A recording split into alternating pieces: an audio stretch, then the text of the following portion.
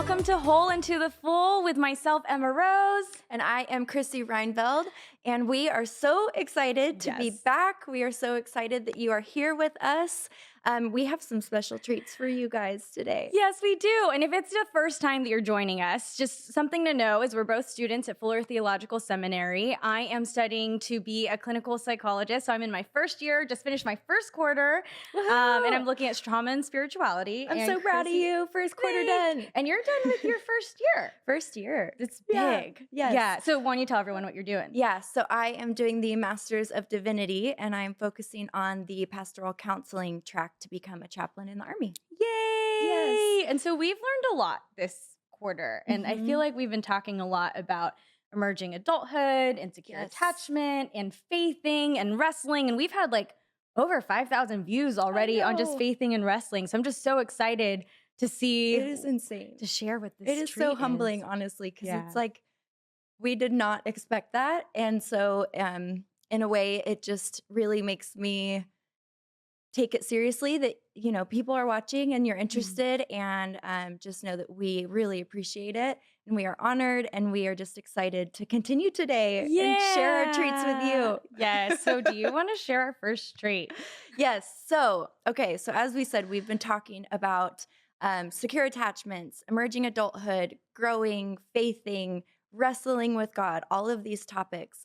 And so we talked about a book called Growing With, and we actually have a co-author and my professor, Dr. Argue, with us today. And I am just so excited. And I already told him I'm nervous, but I'm just honestly so excited for you guys to meet him because he's amazing. And it's just cool because we've been talking about this, and now we have the subject matter expert. Good job, Chrissy. You're doing great. Thank you. With us to just share and kind of close out this first quarter with us. So as you can see behind us, Dr. Argue, we are so excited to have you. Thank you for being with us. Hey, Chrissy. Hey, Emma Rose. So good to be with you. I feel really weird, like I'm looking over your shoulder, like I'm sitting right now. So it's sort of a weird sort of dynamic right now. But it's so good to be with you. I'm a fan with what you were doing. You know, we were just talking before we started recording how much I appreciate you two doing something that's pretty remarkable. You're pretty vulnerable with your learning. You're sort of sharing as you go. I think a lot of times we are afraid to do that. Like we feel like we have to have our act together before we can share anything. But I think you're inviting all of us into a really important conversation. And I think it's these type of conversations that make us lifelong learners. So I appreciate what you're doing. And it's so great to be with you today. Awesome. Thank you so much. Your words just mean so much to us. I know for sure. So can you share a little bit about yourself, what you do, just so that our audience knows who you are and how you ended up here? Yes. Yeah, great. Yeah, really quick. I'm a professor here at Fuller Theological Seminary in the School of Mission and Theology. I oversee the Department of Youth, Family, and Culture. So I spend a lot of my time thinking about youth and the family dynamics and culture that all sort of impact the way we think about young people. And I also work at the Fuller Youth Institute, which is one of our centers here at the Fuller Youth Institute. We have lots of different centers that really are sort of committed to outreach. How do we actually take the work that we do and do research and come up with ideas that really help and resource churches and parents and leaders along the way? So what I love about my role is I get to do great things like teach students like you all. And at the same time, I get to go and talk with ministry leaders and actually do research and talk with young people and sort of bring these together. So I get to bring my research to you, and then I get to sort of test my thinking out with all of you and then take it back to churches as well. And so this really kind of embodies something that's been important to me really over the last couple of decades. I've been a youth pastor. I've been a next-gen pastor. I've thought really hard about sort of the formational arc of young people in ministry settings. And a lot of times what happens with us sort of faculty types is we have questions that we want answers to, which turns into our research, which turns into our dissertations, which turns into the work that we do. So a lot of what we do, and I think you've even expressed this in some of your own webcasts, is it's sort of a journey that we're on. We're sort of asking our own questions that turn into the research and the things that we get passionate about. So I'm pretty passionate about advocating for young people through many different ways. I'm not a youth pastor anymore. really like kudos to all you youth pastors out there. You guys are doing it. You're crushing it in a really, really crazy time. I've been there with you, but this is a unique season. But I hope that in the role that I can play, I can bring empathy, but also support from just sort of a different sort of way. So here I am, and that's what we do. It's so cool. Honestly, I feel like what you do truly equips the youth pastors to be effective and to really learn what they can do to help the youth so much. Just, I mean, I'm not even a youth pastor, but I know that I'm more equipped after taking your class than I ever was. So I just appreciate what you do. Oh, thanks, Awesome. Chrissy. Appreciate that a lot. That's Yeah. awesome. So you talked about embodiment a little bit, and you're basically doing it, learning, sharing, being part of it. And we talked a bit about doubt and faithing and wrestling last episode. And I think going into the holidays, we're all a little excited and nervous coming Yeah. together with family. And I think we're also, I don't know about you guys, but for me, I'm nervous because I know that some people are probably doubting. Some people are probably doubting the goodness of God in the middle of this season.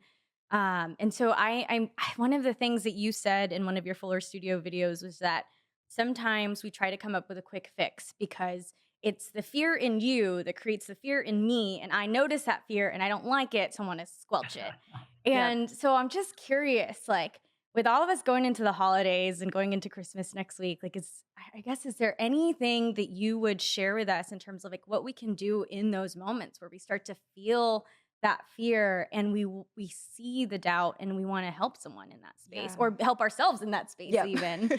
Yeah, it's so funny. I mean, I think in the work that I do, I hear this conversation all the time. I mean, whether it's like at a restaurant I'm going to, or people that I know, or students, they're kind of like the holidays, and there's this deep breath because we're kind of excited, but we also know we're sort of coming back together. And Emma Rose, before I answer your question, I'm just going to back up a little bit and maybe just give a little bit of context. A couple of things. First of all, another thing that I do is I've developed a resource called Emerging.live, and Emerging.live is dedicated to emerging adults that want a little bit of support along the way. And I actually just dropped a free episode called it's called the Holiday Edition, which is exactly the reason that we're talking about. Oh my gosh, that's so awesome. cool. Yeah, and so if you go to Emerging.live, you can find your way there. I can probably send you the link as well, but it's free for anybody, and it's just 3 different videos that really just ask these questions of like, as I step into these spaces as an emerging adult, how do I hold who I am? What are the conversations I want to have? What's the role that I'm projecting within these situations? Because what happens a lot of times with young people is I think when we gather with family, we kind of default to the family role, right? Of who we're supposed to be or what people expect us to be. The challenge with young people, teenagers, late teenagers, and especially emerging adults, and Chrissy would know this from our class, is that they're coming into their own. This is really the space where they're beginning to, you all are beginning to sort of name what's important to you. You are sort of stepping out away from what everybody has said and sort of begin to think about like, well, what do I really believe? What am I holding on to? What am I bringing forward with me? And what am I leaving behind? And this sometimes creates a strange dynamic with those that you're related to, because all of a sudden, Emma Rose, as you said, it creates this relational dynamic where you say something or an emerging adult says something and other people in the room are like, well, wait a minute, I've never heard that before. Yeah. That's completely new or strange to me. What are you becoming? A conservative, a liberal, a constructionist, whatever, right? And so what happens is you'll notice in these family dinners a lot of times is people will be quick to label, because if I can label, I can name it. And if I name it, I can control it. And if I can control it, I can put you in a particular category and not actually have to deal with perhaps the vulnerable statement that a young person has made. So what we find in the research and some of the work that I've done with college students is that when we think about this idea of belief and faithing, and I know you guys have talked about that, so we won't necessarily revisit all that, is that it has a relational connection to it. That we are not people that live in isolation. I can't sort of atomize myself and you atomize yourself and we just kind of live our lives.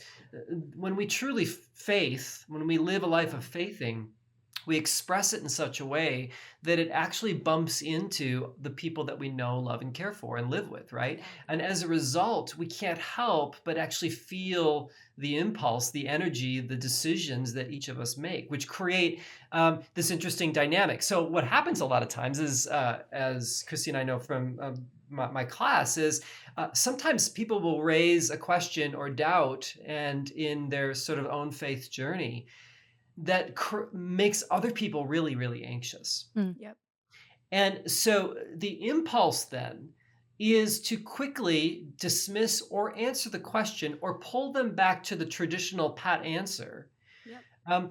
Not only to sort of put this person in line, but also that I don't have to actually address this question. This is really true of older people, in the sense that sometimes what happens with older types is they, in their mind, have negotiated the tensions or the questions that they've had when they were younger, and have either put them aside or have forgotten about them. And sometimes for young people, it raises these questions all over again. And so parents and adults sometimes all of a sudden have this visceral reaction, like, oh my gosh, oh my gosh, this is a question that I used to ask and I didn't know what to do with it. And I see this a lot with parents of teenagers, where they'll call, if you're a youth pastor out there, you get this all the time. They'll call you and say, fix my child, right? They're asking these questions. They're being disrespectful. Can you kind of fix them so that we don't really have to talk about this at home, right? And it's in those moments with youth pastors that I would just say to you, like, that's the moment where you realize that the parents are wrestling with their own faith and doubts. Wow. That the way that we step into that space is, instead of saying, oh, yes, Mom, Dad, I'll go and fix your kid, it's to say, so tell me what that's like for you. Why is that so challenging to you? Do you think that maybe this is a moment where they're asking some questions? How might you encourage it and walk with them rather than try to quickly shut that down? And I think that if we give adults and parents room to do that, it opens up possibilities for the newer, deeper, more important conversations that young people are really trying to navigate. And here's the other thing. I'll say one more thing, and I know you guys probably want to come back and respond, but I think sometimes as adults, we forget that teenagers and emerging adults are having these experiences of faith and doubt, oftentimes for the first time. Okay, it's new to them. When we're older, we're like, well, that's not that big of a deal, or they'll get through it, or, I worked through it, you'll get through it as well. But for a teenager or an emerging adult that has this first thought that maybe everything that I believe isn't totally true, that what if the way I thought about God or the Bible or Christianity isn't quite the way it is? Like, what do I do with that? That's a disorienting moment for that, because they've never experienced that before. And it's a vulnerable moment for them as well. And so the worst thing that we can do is shut it down, dismiss it, or blow it off. It's actually the moment where, and I just did another video this last week for something that I'm working on. It's the space where we have to lean in rather than step away. Yeah. And when we lean in, we are actually not leaning in to solve the problem. We are actually leaning in to hold the questions with those that we love. And that takes something of us. I think there's something deeply theological about that, right? Where we carry one another's burdens, where we actually are willing to play this role of saying we are connected with each other and we're going to walk with each other through thick and thin, right? We grieve with those that we grieve. We rejoice with those who we rejoice, right? All these things are more than just intellectual ideas. They're deeply and profoundly embodied, emotional, and relational connections that we are making to one another, which takes time. And quite frankly, it's not very efficient. Right? You can't solve it quickly. Right. That's the place where I think the Spirit really begins to work, if we're really willing to allow the Spirit to move. Yeah. That's what I was thinking. Like, we have to be, one, humble enough to allow the Spirit to do that. And like you said, work through our own fears and doubts to walk with them. Yeah. And I think about, I don't want to say specific people, but I think about people in my life that I have been that person where I've been like, why are they asking this, or why are they acting this way? And you mentioned we consider it as like a rebellious thing, like they're just being defiant, when really they're just asking, and they're just, that is their wrestling. And so through that journey, we can actually grow with them. And like you said, it's kind of convicting, because we, from our past, have had moments where we definitely were not those people. And so we have to give ourselves grace to know, like, okay, we were still learning through that too, and through that journey. Yeah. I feel like leaning in is so right. It's like so the right thing to do. It feels so much harder to Mhm. do versus say. And I just think about, I mean, I was thinking about the embodied God, the embodied Jesus Christ who went on the cross, you know, totally had the stripes, the thorns, everything all over his body. And when he came back, um, it's not like he came back in a full-bodied self without piercings. Like Thomas had to lean in, and the Lord welcomed that to lean in to actually poke and feel out the embodied pain that he took on in suffering for us. And so I was just thinking about like how much there's like you have to be patient to kind of go into that place with someone else where there is the doubt, where there is the pain. And I just feel like is the answer then you say to the person, let's talk more about that and not let the conversation end on Christmas, but like follow up and, do the walk? Like, how do we tactically take it beyond just like that moment? Because I feel like Yeah. it can't just end at that moment. Yeah. Great for bringing it back to the holiday question. Thanks for that. So yeah, first of all, let me just say something about embodiment. Yeah, I mean, Jesus' incarnation like legitimizes the fact that faith is an embodied element, right? Right. Yep. It's not just the theoretical, Right. Right. And we don't just think about faith; we actually live it. So we're gonna feel that. And I would say, yeah, I mean, one of the things I tell emerging adults all the time is like, you're not gonna solve it all over like Christmas dinner. You know what I mean? Yeah. So I think sometimes it's like you don't want to walk in the room and be like, okay, here's what I believe, and you drop it, and then you go and eat your pie. You know what I mean? Like I just I think sometimes we have to just recognize the fact that that's probably not going to happen. But I do think we can, I think as emerging adults, tactically think about, well, what are the conversations that I want to have rather than just being anxious and waiting for the conversation to come your way that you're afraid of. You know what I mean? Like, oh my gosh, uncle's going to bring up that political issue. Or I know mom's going to ask me about dating. And I know dad is going to make some sort of weird comment about church, right? And then you're like, oh, right? But what are the questions as an emerging adult that you want to talk about? And I think you can maybe start to say, hey, you know what? Some of the things I've been learning about is this. What do you think about that? Or, I don't have any answers yet, but I'm just kind of curious of your opinion. So I think what you're doing is you're not making declaratives, but you're actually kind of sharing what you're learning. And I think people that love you are going to take that tactic. And I think if you're on the receiving end of that, I just think we see a lot of this and work with empathy and also just curiosity. I think we just need to have a curious tone, right? To not react to people's statements, but to actually kind of say, so tell me more about that. Or, well, that's an interesting perspective. So what's informed it? What new questions has that raised for you? How do you think that walks out in your life? I mean, if you believe that, what do you think that means for your relationships or that type of thing? And not as a quiz, but I think what we find is a lot of times the statements that people make, we fill in all the places of how they got there and why they believe that.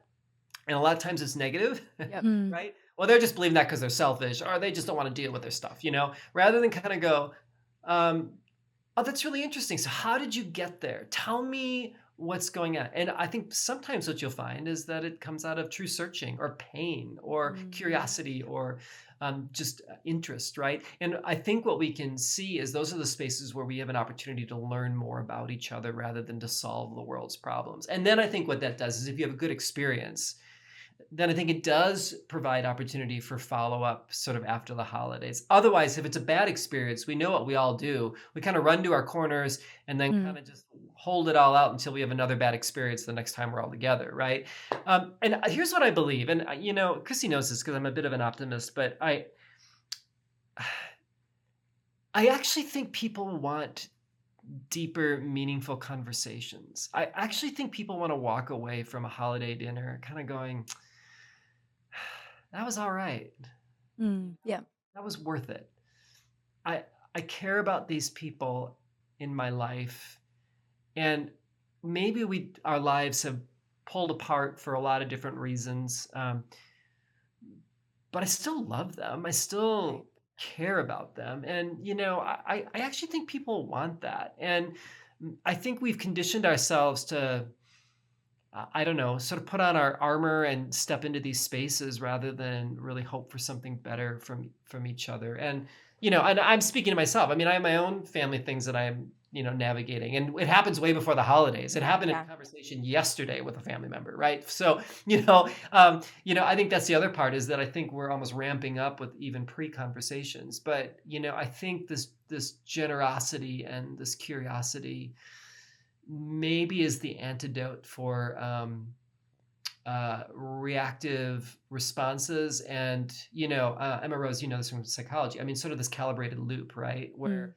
action and reaction happen over and over again. And we get kind of in this rut where we can almost predict the way everyone's going to act in our family because it's so deeply entrenched in the way we engage each other. It's like, how do we jump that track? How do we create a new way of engagement and some new patterns, right? I think that's the hope. And I think sometimes the holidays at least can be a place where perhaps we can try it, in a careful sort of way. So good. I'm like, where do I go with the short amount of time we have? Oh, that was all so good. And I'm thinking about embodiment even further. You're talking about this loop, and I'm thinking about how just creating new neural pathways requires a different response in general, not just in the individual, but relationally, in order to create those different relational patterns. And I'm curious, are you, and I guess maybe just kind of high level, for anyone who doesn't know what embodiment is, maybe they're super new to the faith and they've never heard this term before. I feel like it's a pretty big term at Fuller and we use it all the time. Would you mind just kind of breaking it down for someone who this is their first time hearing that? Yeah, well, that's a great question. And, you all probably have your own definitions of that. But I just think that when we think about our lives, we think about the whole person, right? We don't just think about ideas. We think about things. So I'm sort of, I'm not really happy when we talk about the race issue or the gender issue or, the orientation issue or whatever it might be, because I feel like we dehumanize the fact that, especially when we think about race and racial justice, our people of color, our brothers and sisters, talk deeply about this idea of embodiment. That we feel it in our whole bodies, that there are real people in lives that take up space in the world that are affected by the injustices in the world, right? So this isn't just like an oops or like we're thinking wrong. It actually has a dramatic effect on the way people live their lives, right? And we feel the pressure associated with that.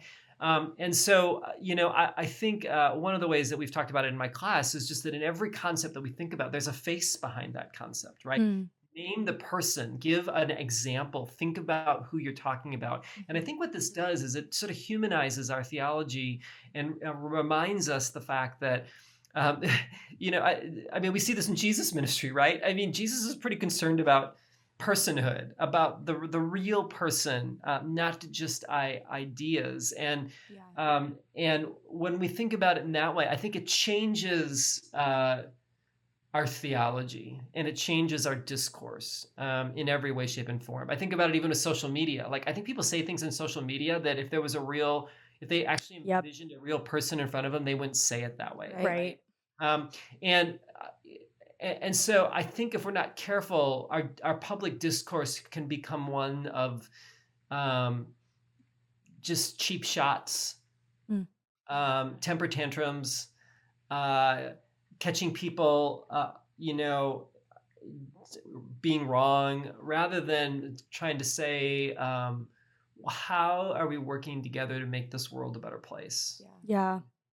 The good news isn't good news unless it's good news for everybody. Come on. Yeah. You know what I mean? Keep going. These type of things, and when we begin to think about it that way, I think we just have different conversations, right? The church I used to work at in Grand Rapids, we talk about this idea that everything is spiritual, right? So all of a sudden, when we think about embodiment, we think about the fact that the work that I do, the relationships that I have, the emails that I write, the things that I do are not like separate from Jesus things. Those are actually making us who we are. And this sense of embodiment and this idea of everything is spiritual then becomes really, really powerful. Even to the point where, think about the work that you're doing as seminarians. The papers that you're writing aren't just for a grade. If they're actually done in faithfulness our theology says that they are something that actually lasts for all eternity because they have the potential to make the world a better place, right? I mean, you write papers differently when you think about that. And I'm not saying they're going to get published or you're going to become a famous author. I hope you do. But I do think that it's this work that we do that actually recognizes the fact that we either can make the world as one of my theologian friends says, we can either bring to the world life or to death. Yeah. Right? It's one or the other, like in everything that we do. And maybe that's just a better way to actually think about our conversations. Did my conversation bring life or death? Yeah. Right? That changes, I think, the choices that I make and the way that I think about my theology. Yeah. And so I think that that's crucially important. And I think one more thing about embodiment, I do think it roots itself in empathy then, where we perspective take, right? I think it's very easy for me to superimpose my perspective on you and judge you and judge your actions. But true embodiment actually place shares, right? Where I come into your space and I try to understand where you're coming from. And then I realize that perhaps your actions are actually animated from a different narrative and a different perspective that I haven't thought about before. And so the work that we do as Christians to perspective take is really, really important. Too often in many of our Christian circles, we are sort of the identified victim. And we think that everybody's against us. And so we just sort of lash out rather than perhaps realizing the fact that maybe what we need to do is just try to understand where other people are coming from and not be so quick to just judge people based on our perspective, because it's just not fair at times. So I think this embodiment is rooted in history and context and culture and socioeconomic status and race and gender and all these things wrapped up. And so there's this idea, we hear a lot of intersectionality, where I think that one of the challenges with emerging adults is we're trying to harmonize all our different identities that come together. Yeah. Right. And so, and that's a good thing, right? We finally have the capacity and the capability in our early 20s and our brain development and the courage to try to hold together all these different narratives that we've inherited along the way to somehow harmonize them to become who we think God is calling us to be as we step into the future. That's a lot of work. Yep. But that, I think, is the penultimate of embodiment, is that there's a congruency in our living and our thinking that actually creates a beautiful testimony of good news, right? Yeah. And that's what I'm going for. I agree. I agree. I find it so cool to hear this, because I think, even like you said, even as Christians, we can be the most judgmental when we learn that we want to be the ones giving the most grace. But unfortunately, sometimes if we don't, it's not that we want to be judgmental, but sometimes we just don't feel that grace, whether it's we're not having the grace for ourselves, which then is kind of a ripple effect of not feeling or giving grace to other people. And so this whole embodiment, it just, what am I trying to say? Like it just helps ourselves while we also help grow with other people. Yeah. I think that's what I'm trying to say. And it probably builds that growing with capacity, which like, as long as I can only love with as much love as you give me, Lord. So it's like kind of coming from that overflow versus judgment. And I know that we're coming up on closing out our time together with our second treat, which will be our practical pause. But I just want to say thank you for even just illustrating the difference, or the focus of, was what I did life-giving or was it not? And our podcast is like focused really, I want to say John 10:10, where Jesus says, I've come to give you life and life to the full. And he brought heaven to earth. He was healing on earth. He was being part of life-giving work on earth here and now, not waiting until heaven came. So I think just even those conversations that we have can bring heaven on earth, can be life-giving. And I was moved by your optimism. To be frank, I was like, I don't know why I'm tearing up, but I appreciate this optimism, because I do think, like, how cool would it be if we went into the holidays, we went into this Christmas season and New Year and whatnot, thinking like, what could be different intentionally? Like, what could be different? What conversations could I have that could be meaningful? What can give life in this like 3, 4, 5, 6, 7, 8 hours together? So good. Good, So Emma Rose. good. I mean, one of the practices that I have it's not the one I'm going to share, but like when I go through an airport, I look at people and I wonder where they come from, but I try to say to my look at them and just go, made in the image of God. Yes. God, made in the image of God, right? So And then I good. think about I probably should do that more with my family. Like when I walk into that space to look at my crazy uncle and just go, made in the image of God, right? And I just wonder if it at least gives us pause, Yeah. as you said, to be optimistic and hopeful about the people that we're with rather than what we all do. I'll just speak for myself. What I do, I'm quick to judge who they are, what they're about, how they're going to react. It's almost like I anticipate it and I force it to happen because of my own attitude, right? So I mean, little changes on our end will bring about changes, right? I Yeah. think that's true, and so I think there's a lot of truth in what you're saying. So that's the So thought that good. came to mind when you So said that. good. Thank you so much. Yeah. So good. So good. And I know that, I mean, we talked about having a second treat at the top of Yes. the episode. And our second treat is the fact that we are going to do the practical pause for everyone on YouTube and everywhere where you catch your podcast. So you no longer have to join us on Patreon to access this one. But if you want to join all of the other practical pauses, our future recordings and past recordings, you can join us on Patreon. Go to wholeintothefull.com. And we're so excited that Dr. Argue is going to lead us through a spiritual practice to try on. Yes. I'm excited because I feel selfish in a way that we get to receive it. Yes. It's all for us. Just kidding. Well, you're really setting me up now. Now I'm feeling anxious. No, I want to. I mean, I think just in the spirit of embodiment, I was thinking about a practice that I have found helpful, and that is I do think as people, we're horrendous breathers. Have you ever noticed the way we breathe? It's like it isn't very deep. It isn't very centering.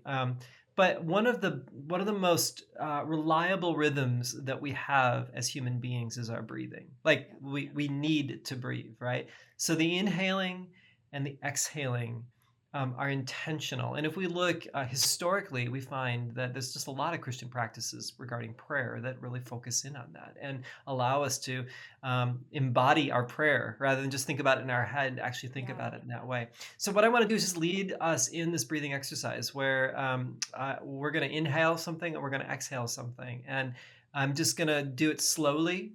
And you don't have to say anything. We'll just do it together. And then I'll just close us out at the end. Does that sound all right? Sounds good. Okay, so let's just center ourselves. I would just say get comfortable. Just allow yourself to be aware of your breathing. See if your inhales can match your exhales.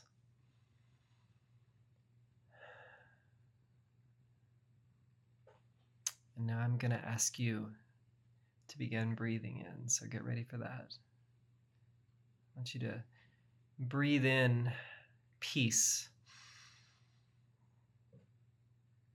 and breathe out anxiety.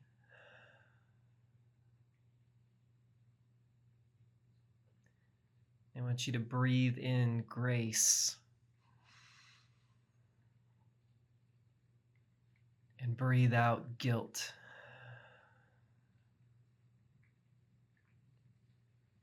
I want you to breathe in love. Breathe out fear.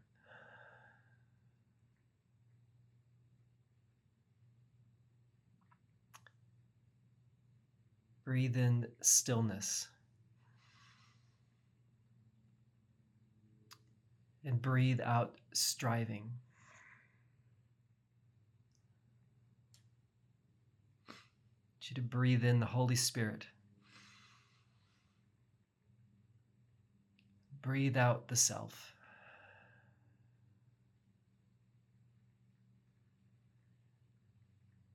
I want you to breathe in this phrase, you must increase. I must decrease.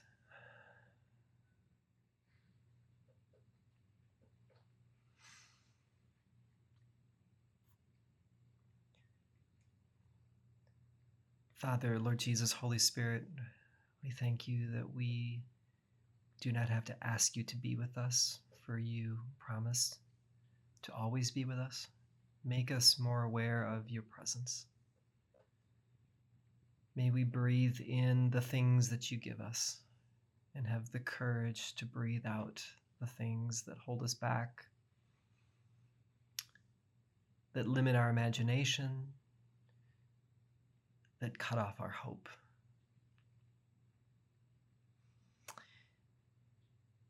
And my friends, may this holiday season be one of hope and anticipation. May you have the courage to lean in to the conversations and the relationships that you encounter rather than step back. May you be filled with curiosity rather than judgment. And may you have the courage to even share the hope that you have and the story that's unfolding in your own lives. And may you know God's grace and peace. Amen. Amen. Thank you. Yes, thank you so much. Welcome. I feel like I a feel different person right now. I agree. Like, how do I come back and have as much energy after feeling so peaceful? It's good. It's Thank you so much, Dr. Argue. I know I've said this, but thank you so much for being here today. Thank you for sharing with our viewers and honestly preparing me and Emma for the holiday season and our viewers. Yeah. Well, it's been a delight, and I appreciate you both. Keep up the great work. I'm a fan, and I feel really honored to be invited onto your show. So take care, and we'll chat soon, I'm sure. Okay. Thank you, Thank Dr. you so Argue. much. Bye. Bye-bye.